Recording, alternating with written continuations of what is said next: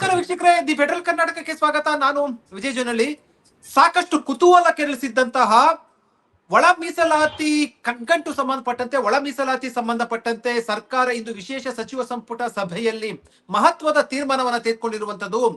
ಸಭೆಯ ಬಳಿಕ ಮುಖ್ಯಮಂತ್ರಿ ಸಿದ್ದರಾಮಯ್ಯ ಅವರು ಖುದ್ದು ಪತ್ರಿಕಾಗೋಷ್ಠಿ ನಡೆಸಿ ಸಚಿವ ಸಂಪುಟ ಸಭೆಯಲ್ಲಿ ತೆಗೆದುಕೊಂಡಂತ ಒಳ ಮೀಸಲಾತಿ ಬಗ್ಗೆ ತೀರ್ಮಾನವನ್ನು ಪ್ರಕಟ ಮಾಡಿರುವಂತದ್ದು. ಮುಂಚೆ ಇದ್ದಿದ್ದಂಥದ್ದು 6-6-5 ಇತ್ತು ಮೀಸಲಾತಿ. ಆ ಸಂಬಂಧಪಟ್ಟಂತೆ ಒಂದಷ್ಟು ಕಗ್ಗಂಟು ಉಂಟಾಗಿತ್ತು. ಈಗ ಅಂತಿಮವಾಗಿ ಇಂದು ತೀರ್ಮಾನ ಮಾಡಿರುವಂತದ್ದು 5.25 ಎಡಗೈ ಸಮುದಾಯದವರಿಗೆ ಮತ್ತು ಬಲಗೈ ಸಮುದಾಯದವರಿಗೆ 5.25, ಇತರ ಸಮುದಾಯದವರಿಗೆ 4.5, ಅಂದ್ರೆ 3 ಸೂತ್ರ. 5.25, 5.25, 4.5 ಸೂತ್ರದಡಿ ಒಳ ಮೀಸಲಾತಿ ಸಂಬಂಧಪಟ್ಟಂತೆ ಏನು ತೀರ್ಮಾನ ಮಾಡಿರುವಂತದ್ದು. ಈ ಸಂಬಂಧಪಟ್ಟಂತೆ ಸಾಕಷ್ಟು ಪರ ವಿರೋಧ ಹೋರಾಟಗಳಾಗಿತ್ತು, ಚರ್ಚೆಗಳಾಗಿತ್ತು, ಪ್ರತಿಭಟನೆಗಳಾಗಿತ್ತು.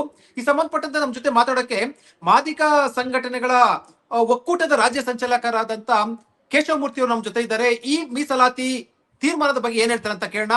ಕೇಶವಮೂರ್ತಿ ಅವರೇ, ಮೀಸಲಾತಿ ಸಂಬಂಧಪಟ್ಟ ತೀರ್ಮಾನ ತಮ್ಮ ಗಮನಕ್ಕೆ ಬಂದಿದೆ. 5.25, 5.25, 4.5 ತೀರ್ಮಾನ ಏನ್ ಅನ್ಸುತ್ತೆ ಸರ್? ಈ ಬಗ್ಗೆ ನಿಮ್ಮ ಒಪಿನಿಯನ್ ಏನು ಸರ್? ಇದು ಬಹಳ ಅಲೆಮಾರಿಗಳಿಗೆ ಮಾಡಿರ್ತಕ್ಕಂಥ ಅನ್ಯಾಯ, ಮತ್ತೆ ತಳ ಸಮುದಾಯದ ಮಾದಿಗ ಸಮುದಾಯಕ್ಕೆ ಮಾಡಿರ್ತಕ್ಕಂಥ ಅನ್ಯಾಯ ಇದು. ಯಾಕೆಂತಂದ್ರೆ ಸದಾಶಿವ ಆಯೋಗದ ವರದಿ ಇರ್ಬೋದು, ಕಾಂತರಾಜ್ ಅವರ ಆಯೋಗದ ವರದಿ ಇರ್ಬೋದು, ಮಧುಸ್ವಾಮಿ ಆಯೋಗದ ವರದಿ ಇರ್ಬೋದು, ಮತ್ತೆ ನಾಗಮೋಹನ್ ದಾಸ್ ಆಯೋಗದ ವರದಿ ಇರ್ಬೋದು, ಎಲ್ಲರೂ ಕೂಡ 6% ಹೇಳಿರೋದು ನಮ್ಗೆ. ಅದರಲ್ಲೂ ಕೂಡ ಆದ್ರೆ 15% ಮಾಡಿರೋದ್ರಿಂದ ಆಸ್ ಎ ಪಾಲಿಸಿ ಮ್ಯಾಟರ್ ಆಗಿ ನಾವು ಇದನ್ನು ಒಪ್ಕೋಬೇಕಾಗತ್ತೆ ಅನಿವಾರ್ಯವಾಗಿ. ಮುಂದಿನ ದಿನಗಳಲ್ಲಿ ಈ ಮಾರ್ಪಾಡುಗಳನ್ನ ಪರಿಶಿಷ್ಟ ಜಾತಿಗಳ ಆಯೋಗ ಒಂದು ಮಾಡ್ತೀವಿ ಅಂತ ಹೇಳಿದ್ರೆ ಅದ್ರ ಮೂಲಕ ಅದನ್ನ ಬಗೆಹರಿಸ್ಕೊಳ್ಳೇಬೇಕಾಗತ್ತೆ. ಆಮೇಲೆ ಬಹಳ ಮುಖ್ಯವಾಗಿ ಪಾಪ ವಲಯ ಜಾತಿಯ ಸಂಬಂಧಿತ ಜಾತಿಯಲ್ಲಿ ಇರ್ತಕ್ಕಂಥ ಚೆನ್ನದಾಸರಾಗ್ಬೋದು, ಮಾದಿಗರಲ್ಲಿ ಇರ್ತಕ್ಕಂಥ ದಕ್ಲೋರಾಗ್ಬೋದು, ಅವ್ರಿಗೆ ಬಹಳ ಅನ್ಯಾಯ ಆಗಿದೆ ಸರ್. ಅಲೆಮಾರಿಗಳಿಗಂತೂ ಎಷ್ಟು ಅನ್ಯಾಯ ಅಂತಂದ್ರೆ ಪಾಪ ತಗೊಂಡೋಗಿ ಅವ್ರನ್ನ ಈಗಲೂ ಕೂಡ ಅವ್ರಿಗೆ 1% ಅನ್ನ ಸಪರೇಟ್, ಅಟ್ಲೀಸ್ಟ್ ಸಿ ಗ್ರೂಪ್ ಅಲ್ಲಿ C1 ಅಂತನಾದ್ರು ಮಾಡ್ಬೋದಾಗಿತ್ತು. 1% ಈಗ OBC-ಗಳಲ್ಲಿ ಕೊಟ್ಟಂಗೆ ಕ್ಯಾಟಗರೈಸ್ ಮಾಡಿ ಇಲ್ಲೂ ಕೂಡ ಒಂದು ಕ್ಯಾಟಗರೈಸ್ ಮಾಡಿ ಕೊಡ್ಬೋದಾಗಿತ್ತು. ಅದಂತೂ ಬಹಳ ಘೋರ ಅನ್ಯಾಯ ಅಲೆಮಾರಿಗಳಿಗೆ. ಅತ್ಯಂತ ಅಸ್ಪೃಶ್ಯರಲ್ಲಿ ಅಸ್ಪೃಶ್ಯ ಸಮುದಾಯಗಳವು, ಆಯ್ತಾ, ಅವ್ರಿಗಾದಂತ ಅನ್ಯಾಯ. ಮತ್ತೆ ನಮ್ದು ಅಷ್ಟೇ ಪಾಪ್ಯುಲೇಷನ್ ವೈಸ್ ನಾವು ಜಾಸ್ತಿ ಇದೀವಿ. ಮತ್ತೆ ಅನ್ಯಾಯ ಇದು ಇಂಟರ್ಸೆಕ್ಟ್ ಬ್ಯಾಕ್ವರ್ಡ್ನೆಸ್ ಆಧಾರದ ಮೇಲೆ ಏನು ಇವತ್ತು ಸುಪ್ರೀಂ ಕೋರ್ಟ್ ಆಧಾರದ ಮೇಲೆ ನಾಗಮೋಹನ್ ದಾಸ್ ವರದಿ ಕೊಟ್ಟಿದ್ದಾರೆ, ಅದ್ರ ಪ್ರಕಾರನೇ ನಮ್ಗೆ ಕೊಟ್ಟಿದ್ರೆ ಬಹಳ ಚೆನ್ನಾಗಿರೋದು. ಆದ್ರೆ ಇಲ್ಲೇನಂದ್ರೆ ರಾಜಕಾರಣ ತಲೆದೂರಿದ್ರಿಂದ ಒಂಥರ ಪೈಪೋಟಿ, ರಾಜಕೀಯ ಪ್ರಾತಿನಿಧ್ಯ, ಮತ್ತೆ ವೋಟ್ ಬ್ಯಾಂಕ್ ರಾಜಕಾರಣ, ಮತ್ತೆ ಪ್ರಬಲವಾದ ಪಾಳೆಗಾರಿಕೆ, ಪಕ್ಷದೊಳಗಿನ ಜಾತಿವಾದದ ಪಾಳೆಗಾರಿಕೆ, ಇವೆಲ್ಲದರ ನಡುವೆನೂ ಕೂಡ ಒಂದು ಪಾಲಿಸಿ ಮ್ಯಾಟರ್ ಅನ್ನೋದು ಒಂದು ಬಂದಿದೆ. ನಮ್ಗೇನಂದ್ರೆ ಈಗಿನ ಸದ್ಯದ ನಿರುದ್ಯೋಗ ಸಮಸ್ಯೆ, ನಿರುದ್ಯೋಗಿಗಳು ಬೀದಿ ಪಾಲಾಗ್ತಾ ಇದಾರೆ. ನಿರುದ್ಯೋಗಿಗಳು ಇವತ್ತು ಬಹಳ ಅನ್ಯಾಯಕ್ಕೊಳಗಾಗಿದ್ದಾರೆ. ಅವ್ರು ಬಹಳ ವರ್ಷಗಳಿಂದ ಉದ್ಯೋಗ ಅವಕಾಶಗಳಿಲ್ಲದೆ ತತ್ತರಿಸಿ ಹೋಗಿದ್ದಾರೆ.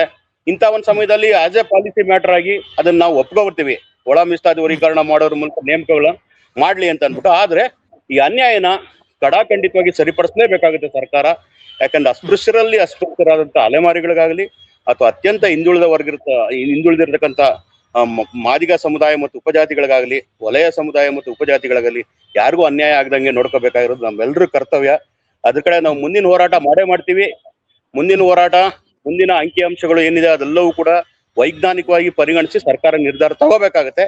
ಈ ಸದ್ಯದ ಪರಿಸ್ಥಿತಿಗೆ ಈ ಒಂದು ಅದೇನು ಬರಗಾಲದಲ್ಲಿ ನೀರು ಕೊಟ್ಟಂಗೆ ಲೆಕ್ಕಾಚಾರ, ನಿರುದ್ಯೋಗ ಸಮಸ್ಯೆಗೆ ಒಂದು ಅನುಕೂಲ ಆಗ್ಲಿ ಅನ್ನೋ ಕಾರಣಕ್ಕೋಸ್ಕರ ಈಗಿರೋ ಪಾಲಿಸಿ ಮ್ಯಾಟರ್ ನಾವು ಒಪ್ಕೊಂತ ಇದೀವಿ. ಆದ್ರೆ ಖಡಾಖಂಡಿತವಾಗಿ ಜನಸಂಖ್ಯಾವಾರು, ಜಾತಿ ಜನಸಂಖ್ಯಾವಾರು ಮತ್ತೆ ಹಿಂದುಳಿದಿರುವಿಕೆಯನ್ನ ಪರಿಗಣಿಸಿ ಮುಂದಿನ ದಿನಗಳಲ್ಲಿ ಮಾಡ್ಲೇಬೇಕು. ಅವರವರ ಜಾತಿಗೆ ತಕ್ಕಬೇಕಾದಂತ ಪಾಲು ಅವ್ರಿಗೆ ಸಿಗಲೇಬೇಕು. ಅದಕ್ಕೆ ನಮ್ಮ ಹೋರಾಟ ನಿರಂತರವಾಗಿ ಇದ್ದೇ ಇರ್ತದೆ. ಸರ್, ಈಗ ಮುಂಚೆ ಇದ್ದಂತೂ ಈಗ ಅಲೆಮಾರಿ ಮತ್ತು ಕೊರಚ ಸೇರಿದಂತೆ ಇತರೆ ಅಂದ್ರೆ 59 ಅಲೆಮಾರಿ ಸಮುದಾಯಗಳಿಗೆ ಈಗ 5% ಮೀಸಲಾತಿ ಇತ್ತು. ಈಗ ಅದನ್ನ 4.5 ಮಾಡಿರುವಂತದ್ದು. ಅಂದ್ರೆ ಇದು ನಿಮ್ಗೆ ಇದು ಅವ್ರಿಗೆ ಅನ್ಯಾಯ ಆಗಿರುವಂತದ್ದು, ಉಳಿದವರಿಗೆ ಅದನ್ನ ಸ್ವಲ್ಪ ಜಾಸ್ತಿ ಸಿಕ್ಕಿದೆ ಅಂತ ವಿಶ್ಲೇಷಣೆ ಮಾಡಬಹುದು, ಅಥವಾ ಯಾವ ರೀತಿ ಇದನ್ನ ಮಾಡಬಹುದು? ಖಂಡಿತವಾಗ್ಲೂ ಬೇಕಾದ್ರೆ ನಮ್ಗೆ 5 ಕೊಟ್ಬಿಟ್ಟು ಮಾದಿಗ ಸಂಬಂಧಿತ ಜಾತಿಗಳಿಗೆ 5% ಕೊಟ್ಟಿ, ವಲಯ ಸಂಬಂಧಿತ ಜಾತಿಗಳಿಗೆ 5% ಕೊಟ್ಟಿ, ಮತ್ತೆ ಬೋವಿ, ಲಂಬಾಡಿ, ಕೊರ್ಮ, ಕೊರ್ಚ ಸಮುದಾಯಗಳಿಗೆ 4% ಕೊಟ್ಟಿ 1% ಆದ್ರೂ ಅಲೆಮಾರಿಗಳು ಕೊಟ್ಟಿದ್ರೆ ನಾವು ಸ್ವಲ್ಪ ತೃಪ್ತಿ ವ್ಯಕ್ತಪಡಿಸ್ತಾ ಇದ್ವಿ, ಆಯ್ತಾ. ಆದ್ರೆ ಅವರು ಪ್ರಬಲ ಜಾತಿಗಳ ನಡುವೆನೆ ಪೈಪೋಟಿಗೆನೆ ಅಂತಾನೆ ಬಿಟ್ಟು ಬಿಟ್ಟಿದಾರಲ್ಲ ಅವರು. ಪಾಪ ಇಲ್ಲಿರ್ತಕ್ಕಂಥ ಇಲ್ಲಿ ಒಲೆ ಮಾದಿಗರ ಹತ್ರ ಈಗ ಒಲೆಯರ ಹತ್ರ ಫೈಟ್ ಮಾಡಿ ಚನ್ನದಾಸರು ಪಡ್ಕೊಳಕ್ಕಾಗಲ್ಲ, ಮಾದಿಗರ ಹತ್ರ ಫೈಟ್ ಮಾಡಿ ದಕ್ಕಲಿಗರು ಪಡ್ಕೊಳಕ್ಕಾಗಲ್ಲ ಅಂತ ಒಂದು ಪೈಪೋಟಿ ಸಂಸ್ಕೃತಿ ಇದೆ ಇಲ್ಲಿ. ಅಂತದ್ರಲ್ಲಿ ತಗೊಂಡೋಗಿ ಸ್ಪೃಶ್ಯ ಜಾತಿಗಳು, ಬಲಿಷ್ಠ ಜಾತಿಗಳ ಜೊತೆ ಅಲೆಮಾರಿಗಳನ್ನ ತಗೊಂಡು ಹಾಕಿರೋದು ನಿಜವಾಗ್ಲೂ ಬಹಳ ಅನ್ಯಾಯ. ಅದ್ ನಮ್ಗೆ ಬಹಳ ನೋವಾಗ್ತಕ್ಕಂತ ಒಂದು ಸಂಗತಿ. ನೋವಿನ ಸಂಗತಿ. ಅಂದ್ರೆ ಕೇಶವಮೂರ್ತಿ, ನೀವೊಂದು ಮಾತು ಹೇಳಿದ್ರಿ, 5-4 ಕೊಟ್ಟು 1% ಅನ್ನ ನೀವು ಅಲೆಮಾರಿ ಸಮುದಾಯಗಳಿಗೆ ಕೊಟ್ಟಿದ್ರೆ ಒಂದಷ್ಟು ನ್ಯಾಯ ಸಿಗ್ತಾ ಇತ್ತು ಅಂತ. ಅದೇ ರೀತಿ ಮಾಡ್ಬೋದಾಗಿತ್ತಲ್ವಾ? ಖಂಡಿತವಾಗ್ಲೂ ಮಾಡ್ಬೋದಾಗಿತ್ತು, ಖಂಡಿತವಾಗ್ಲೂ ಮಾಡೋದು. ಇನ್ನೂ ಒಂದ್ ಹೆಜ್ಜೆ ಮುಂದೆ ಹೋಗಿಬೇಕಾದ್ರೆ ಈ ವಲಯ ಸಂಬಂಧಿತ ಜಾತಿಗಳಿಗೆ ಅವ್ರಿಗೆ ಸಪರೇಟ್ ಆಗಿ 1%, ಮತ್ತೆ ಮಾದಿಗ ಸಂಬಂಧಿತ ಜಾತಿಗಳಿಗೆ ಅದ್ರೊಳಗೂ 1% ಕೊಟ್ಟಿದ್ರೆ ಅದು ಕೂಡ ನಾವು ಒಪ್ಕೊಂತ ಇದ್ವಿ. ಯಾಕಂದ್ರೆ ವರ್ಷಾನ್ಗಟ್ಲೆಯಿಂದ ಮೀಸಲಾತಿ ಇಲ್ಲದೆ ಒಬ್ಬ IAS ಆಫೀಸರ್ ಇಲ್ಲ, ಒಬ್ಬ KS ಆಫೀಸರ್ ಇಲ್ಲ, ಒಬ್ಬ ಇಂಜಿನಿಯರ್ ಇಲ್ಲ, ಒಬ್ರು ಡಾಕ್ಟರ್ ಇಲ್ಲ, ಮೀಸಲಾತಿ ಅಂದ್ರೆ ಏನಂತಾನೆ ಗೊತ್ತಿಲ್ಲ ಅಂತ ಸಮುದಾಯಗಳು ಇವತ್ತು ಪಾಪ ಬೀದಿಗೆ ಬಂದು ನಮ್ ಜೊತೆ ಹೋರಾಟ ಮಾಡ್ತಾ ಇದಾರೆ. ಅವ್ರ ಬಗ್ಗೆ ನಾವು ಈ ಜನರೇಷನ್ ಅಲ್ಲಿ ಜ್ಞಾಪಿಸ್ಕೊಳ್ಳಿ, ಇನ್ಯಾವ ಜನರೇಷನ್ ನಾವು ಬೇರೆಯವ್ರ ತರ ಶೋಷಕರಾಗಬಾರ್ದು, ಆಯ್ತಾ? ನಾವು ಶೋಷಣೆಗೆ ಒಳಪಟ್ಟವ್ರು ಎಲ್ಲರಿಗೂ ಕೂಡ ಸಮಾನವಾಗಿ ಹಂಚಿಕೆ ಆಗ್ಲಿ ಅನ್ನೋಂತ ಅಂಬೇಡ್ಕರ್ ಅವರ ಸಿದ್ಧಾಂತವನ್ನು ಇಟ್ಕೊಂಡು ನಾವು ಮುಂದುವರಿತಾ ಇರೋದು. ಅದರಿಂದ ಅಲೆಮಾರಿಗಳ ಪರವಾಗಿ ನಮ್ಮ ಹೋರಾಟ ನಿರಂತರವಾಗಿ ಇದ್ದೇ ಇರ್ತದೆ. ಯಾವತ್ತಿದ್ರೂ ನಾವು ಮಾದಿಗ ಸಂಬಂಧಿತ ಜಾತಿಗಳನ್ನ ಒಟ್ಟಾಗಿ ಸೇರಿಸ್ಬೇಕು, ಮತ್ತೆ ವಲಯ ಸಂಬಂಧಿತ ಜಾತಿಗಳನ್ನು ಕೂಡ ಒಟ್ಟಾಗಿ ಸೇರಿಸ್ಬೇಕು. ಮತ್ತೆ ಸ್ಪೃಶ್ಯ ಅಲೆಮಾರಿಗಳು ಒಳಗೂ ಕೂಡ ಸ್ಪೃಶ್ಯರು, ಅಸ್ಪೃಶ್ಯರು, ವಲಯ ಸಂಬಂಧಿತ ಅಸ್ಪೃಶ್ಯರು, ಮಾದಿಗ ಸಂಬಂಧಿತ ಅಸ್ಪೃಶ್ಯರು ಇದ್ದಾರೆ. ಅವ್ರನ್ನು ಅವ್ರವ್ರ ಜಾತಿ ಒಳಗೆ ಕೇಳಿದ್ರೆ ಸ್ವಲ್ಪ ದೊಡ್ಡದಾಗಾದ್ರು ಅವ್ರ ಅನುಕೂಲಗಳು ಪಡ್ಕೊಳ್ಳೋದಕ್ಕೆ ಅನುಕೂಲ ಆಗೋದು. ಅದೊಂದು ನಮ್ಗೆ ಬಹಳ ದೊಡ್ಡ ದುರಂತ. ಮತ್ತೆ ಮುಂದಿನ ದಿನಗಳಲ್ಲಿ ಇದು ಹಿಂಗೆ ನಿಲ್ಲೋದಿಲ್ಲ ಹೋರಾಟ. ಖಂಡಿತವಾಗ್ಲೂ ಜಾತಿ ಜನಸಂಖ್ಯೆವಾರು ಅವರವರು ಸಮಪಾಲನ್ನ ಪಡ್ಕೊಳ್ಳೋದಕ್ಕೆ ಹೋರಾಟವನ್ನ ನಿರಂತರವಾಗಿ ಮಾಡೇ ಮಾಡ್ತಾರೆ. ಈ ಸದ್ಯದ ಪರಿಸ್ಥಿತಿಯಲ್ಲಿ ನಿರುದ್ಯೋಗ ಸಮಸ್ಯೆಗೆ ಒಂದು ಪರಿಹಾರವಾಗಿ ಈಗ ಇರ್ತಕ್ಕಂತ ಏನು ಪಾಲಿಸಿ ಮಾಡಿದ್ದಾರೆ ಅದನ್ನ ನಾವು ಒಪ್ಕೊಂತ ಇದೀವಿ ಆಸ್ ಎ ಪಾಲಿಸಿ ಮ್ಯಾಟರ್. ಆದ್ರೆ ಸಂಪೂರ್ಣ ಮನಸ್ಸಿನಿಂದಲ್ಲ, ಅಲೆಮಾರಿಗಳು ನ್ಯಾಯ ಸಿಗುವವರೆಗೂ ನಮ್ಮ ಹೋರಾಟ ಇದ್ದೇ ಇರ್ತದೆ ಸರ್. ಅಂದ್ರೆ ನೀವೊಂದು ಮಾತನ್ನ ಹೇಳಿದ್ರಿ, ಉದ್ಯೋಗ ಸಂಬಂಧಪಟ್ಟಂತೆ ಈಗ ಅನಿವಾರ್ಯವಾಗಿ ಒಪ್ಕೊಳ್ಬೇಕಾಗುತ್ತೆ. ಆದ್ರೆ ಅಲೆಮಾರಿ ಸಮುದಾಯಕ್ಕೆ ಅನ್ಯಾಯ ಆಗಿದೆ, ಅವರು ಕೂಡ ಈಗ ಅಸಮಾಧಾನಗೊಳ್ತಾರೆ. ಅವರು ಕೂಡ ಪ್ರತಿಭಟನೆ ಹೋರಾಟ ಇರುತ್ತೆ. ಈಗ ಆ ಹೋರಾಟಕ್ಕೆ ತಮ್ಮ ಬೆಂಬಲ ಇರುತ್ತಾ ಅಥವಾ ಅವರ ಪರವಾಗಿ ನೀವು ಯಾವ ರೀತಿ ನಿಲ್ತೀರಾ? ಅವ್ರ ಜೊತೆಲ್ಲೇ ನಿಂತ್ಕೊಂಡ್ಬಿಡ್ತೀವಿ ಸರ್. ದಕ್ಕಲಿಗರಲ್ಲಿ ನಾವು ಒಬ್ರಾಗ್ತೀವಿ, ಚನ್ನದಾಸರಲ್ಲಿ ನಾವು ಒಬ್ರಾಗ್ತೀವಿ. Okay okay okay. ಮತ್ತೆ ಸರ್ಕಾರ ಇನ್ನೂ ಕೂಡ ಇದರ ಬಿಸಿ ಇನ್ನೂ ಕೂಡ ಮುಂದೆ ಇರುತ್ತೆ, ಅಲೆಮಾರಿಗಳ ಹೋರಾಟದ ಬಿಸಿ ಸರ್ಕಾರಕ್ಕೆ ಇರುತ್ತೆ. ಎಸ್ ಎಸ್ ಎಸ್, ಖಂಡಿತವಾಗ್ಲೂ. ಓಕೆ, ಈಗ ಬೈನಿಗೆ ಮತ್ತೆ ಇನ್ನೇನು ಆಯ್ಕೆ ಇತ್ತು ಸರ್ ಈಗ ಸರ್ಕಾರದ ಮುಂದೆ ಕೇಶವಮೂರ್ತಿ ಅವರೇ? ಈಗ ಇದು ಹೋರಾಟ ಒಂದು ಭಾಗ ಆದ್ರೆ ಈಗ ಈ ಮೀಸಲಾತಿ ಬಿಟ್ಟು ಬೇರೆ ಏನು ಆಯ್ಕೆ ಮಾಡಬಹುದಿತ್ತು? ಅಂದ್ರೆ ಯಾವ ರೀತಿಯಲ್ಲಿ ಇವರನ್ನು ಹಂಚಿಕೆ ಮಾಡಬಹುದಾಗಿತ್ತು ನಿಮ್ಮ ಪ್ರಕಾರ? ಸರ್, ಇರೋಂತ 3 ಗುಂಪಲ್ಲೇನೆ ನಾವು ಈಗಾಗಲೇ ಒಂದು ಸಜೆಷನ್ ಅಂತ ಕೊಟ್ಟಿದ್ವಿ. ನಾವೊಂದು ಈಗಾಗಲೇ ಇರ್ತಕ್ಕಂತ ABC ಅಂತ 3 ಗುಂಪುಗಳು ಏನ್ ಮಾಡ್ಯಾರೆ ಅದ್ರೊಳಗನೆ ಒಂದು ನಾವು ಸಜೆಷನ್ ಕೊಟ್ಟಿದ್ವಿ. ಮಾದಿಗ ಸಂಬಂಧಿತ 19 ಜಾತಿಗಳನ್ನ ತಂದು ನೀವು ಮಾದಿಗರ ಜೊತೆಯಲ್ಲೇ ಸೇರಿಸ್ರಿ. ಅಲೆಮಾರಿಗಳು ಇರ್ತಕ್ಕಂತ 59 ಜಾತಿಗಳು ಏನಿದಾವೆ ಅದರಲ್ಲಿ 19 ಜಾತಿಗಳನ್ನ ತಂದು ಇವ್ರಿಗೆ ಸೇರಿಸ್ರಿ. ಇನ್ನ ಉಳಿದಂತ ಸುಮಾರು ಒಂದು 16 ಜಾತಿಗಳು ವಲಯ ಸಂಬಂಧಿತ ಜಾತಿಗಳಿಂದ ಅವ್ರ ಗುಂಪೊಳಗೆ ಸೇರಿಸ್ರಿ.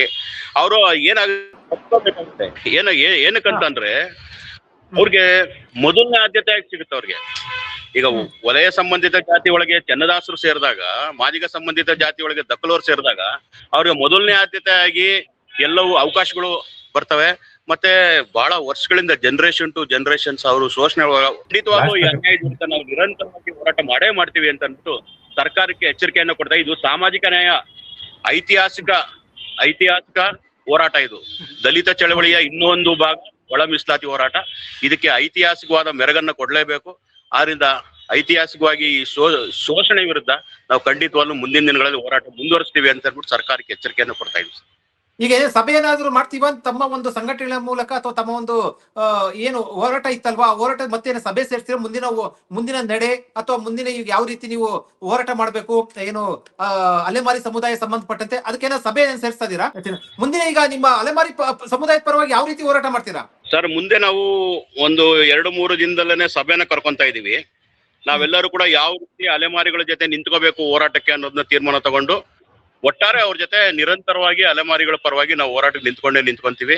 ಯಾವ್ಯಾವ ಸ್ವರೂಪದ್ದು ಅಂತ ಸಭೆನಲ್ಲಿ ಸೇರಿ ಬಹುಮತ ನಿರ್ಣಯದ ಮೇಲೆ ನಾವು ನಿರ್ಣಯಗಳನ್ನ ಪಾಸ್ ಮಾಡ್ಕೊಂಡು ಹೊರಗಡೆ ಹಾಕೊಂತೀವಿ ಸರ್.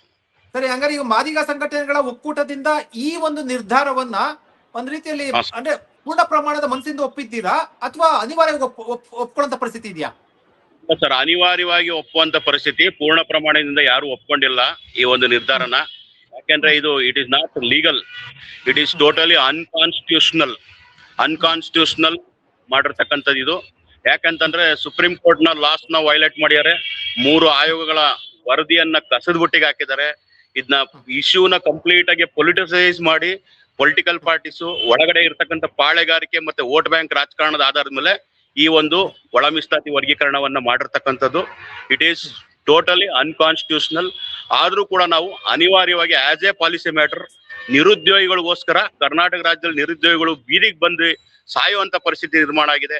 ಅದಕ್ಕೋಸ್ಕರ ನಾವು ಪಾಲಿಸಿ ಮ್ಯಾಟರ್ ಆಗಿ ಇದನ್ನ ಒಪ್ಕೊಂತ ಇದೀವಿ ಈಗಷ್ಟೇ. ಮತ್ತೆ ಮುಂದಿನ ಹೋರಾಟ ನಮ್ದು ಇದ್ದೇ.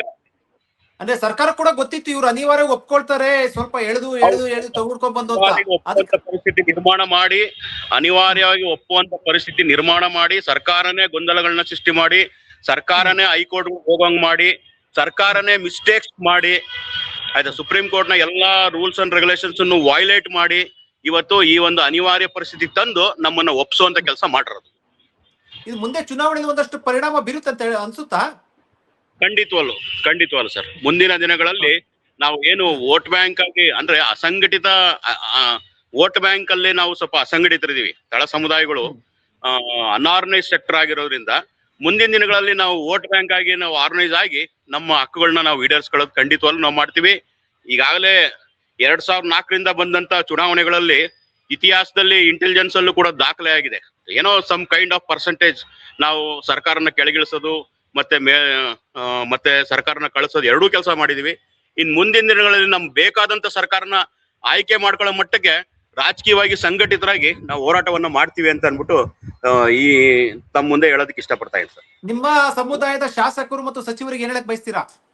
ಯಾಕಂದ್ರೆ ಈಗ ಅನಿವಾರ್ಯ ಪರಿಸ್ಥಿತಿಯಲ್ಲಿ ಇದು ಉಂಟಾಗಿರುವಂತದ್ದು, ಒಪ್ಕೊಂಡಿರುವಂತದ್ದು, ಏನ್ ಹೇಳಕ್ ಬಯಸ್ತೀರಾ? ನಮ್ಮ ಶಾಸಕರುಗಳು ಸಚಿವರುಗಳು ಅವ್ರ ಕೈಯಲ್ಲಾದಷ್ಟು ಅವರು ಹೋರಾಟವನ್ನ ಮಾಡಿದ್ದಾರೆ. ಅದೇ ರೀತಿ ಹೋರಾಟಗಾರರದು ಬಹಳ ಪ್ರಮುಖವಾದ ಪಾತ್ರ ಇದೆ ಅಲ್ಲಿ. ರಾಜಕಾರಣಕ್ಕಿಂತನೂ ಹೋರಾಟಗಾರರದು ಬಹಳ ದೊಡ್ಡ ಪಾತ್ರ. ಎಲೆ ಮರೆ ಕಾಯಲ್ಲಿ ನಿಂತು ಆತರ ನಿಂತು ಕೆಲಸ ಮಾಡಿದಂತ ಸಾವಿರಾರು ಜನ ಹೋರಾಟಗಾರರಿದ್ದಾರೆ, ಲೈಫ್ ಕಳ್ಕೊಂಡಂತ ಹೋರಾಟಗಾರರಿದ್ದಾರೆ. ಅವ್ರಿಗೆ ನಾವು ಹೃತ್ಪೂರ್ವಕ ಮೊದಲನೇ ಧನ್ಯವಾದಗಳು. 2ನೇ ಧನ್ಯವಾದಗಳು ರಾಜಕಾರಣಿಗಳಿಗೆ ಮತ್ತೆ ನಮ್ಮ ಮಂತ್ರಿಗಳಿಗೂ ಕೂಡ ಹೇಳ್ತೀನಿ. ಅವರು ಕೂಡ ಸರ್ಕಾರದ ಒಳಗೆ ಏನು ಒತ್ತಡ ತಂದು ಮಾಡ್ಬೇಕಾಗಿದ್ದು ಆ ಕೆಲಸನ ಆನೆಸ್ಟ್ ಆಗಿ ಮಾಡಿದ್ದಾರೆ.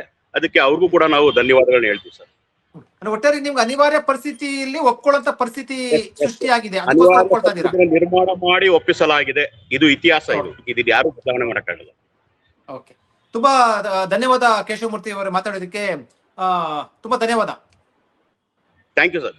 ನಮಸ್ಕಾರ.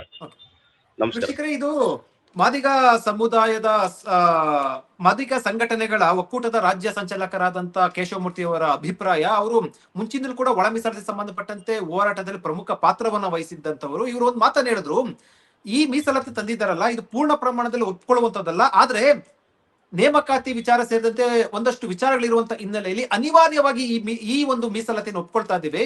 ಆದ್ರೆ ನಿಮಗೆ ಅಲೆಮಾರಿ ಸಮುದಾಯಕ್ಕೆ ಭಾರಿ ಅನ್ಯಾಯ ಆಗ್ತಾ ಇರುವಂತದ್ದು, ಇದರ ಪರವಾಗಿ ಏನಿದೆ ಅದನ್ನು ಹೋರಾಟದಲ್ಲಿ ನಾವು ಕೂಡ ಪಾಲ್ಗೊಳ್ತೀವಿ. ಜೊತೆಗೆ ಮುಂದಿನ ಚುನಾವಣೆಗಳಲ್ಲಿ ಮುಂದಿನ ದಿನಗಳಲ್ಲಿ ನಮಗೆ ಸಿಕ್ಕಿರುವಂತ ಮೀಸಲಾತಿ ಅನಿವಾರ್ಯ ಪರಿಸ್ಥಿತಿಯಲ್ಲಿ ಒಪ್ಕೊಳ್ತಾ ಇರುವಂತದ್ದು, ರಾಜಕೀಯವಾಗಿ ನಾವು ಅದನ್ನ ಏನ್ ತೀರ್ಮಾನ ತೆಗೆದುಕೊಳ್ಬೇಕು ಅನ್ನೋದನ್ನ ಮುಂದಿನ ಚುನಾವಣೆ ತೆಗೆದುಕೊಳ್ತೇವೆ ಅಂತ ಹೇಳುವ ಮೂಲಕ ಒಂದು ಸಂದೇಶವನ್ನ ರವಾನೆ ಮಾಡಿರುವಂತದ್ದು. ತುಂಬಾ ಧನ್ಯವಾದ ಕೇಶವಮೂರ್ತಿ ಅವರು ನಮ್ಮ ಜೊತೆ ಪಾಲ್ಗೊಂಡಿದ್ದಕ್ಕೆ. ನಮಸ್ಕಾರ ಸರ್. ನಮಸ್ಕಾರ.